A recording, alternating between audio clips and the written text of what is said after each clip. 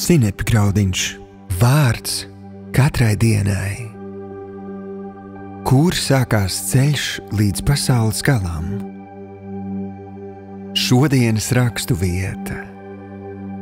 Bet jūs dabūsiet spēku, kad svētais gars būs nācis pār jums, un būsiet mani liecinieki, kā Jeruzālemē, tā visā Jūdejā un Samarijā, un līdz pašam pasaules galam.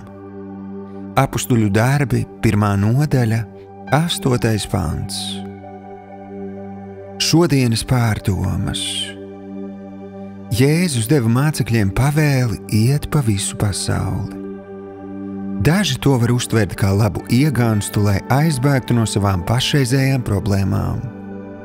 Taču ir svarīgi pamanīt, ka Jēzus pavēlēja sākt savā pilsētā. Grūtos brīžos mums var rasties vēlme aizbēgt, un jo tālāk, jo labāk. Tas ir dabisks pašaizsardzības instinkts, lai pasargātu sevi no apstākļiem, kas ir ārpus mūsu kontroles. Taču ir problēmas, no kurām nevar izvairīties. Mums pašiem tās ir jāatrisina, citādi mēs nekur tālāk netiksim. Gandijs esot teicis: ja vēlaties izmainīt pasauli, sāc ar sevi. Tā nu sanāk, ka ceļš līdz pasaules galam sākas ar tevi pašu. Un labā ziņa ir tā, ka tev ir mīlošs debesu Tēvs, kuram ir labs plāns, kā to sasniegt. Šodienas lūkšana.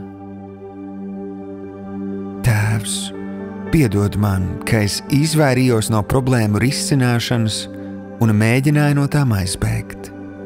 Lūdzu, dod man gudrību, lai es spēju tikt galā ar sasāpējušiem jautājumiem. Paldies, ka tu esi ar mani uz soļa un palīdz man mainīties un sakārtot lietas, lai es varu doties tālāk. Jā, kaut vai līdz pasaules galam. Jēzus vārdā. Āmen.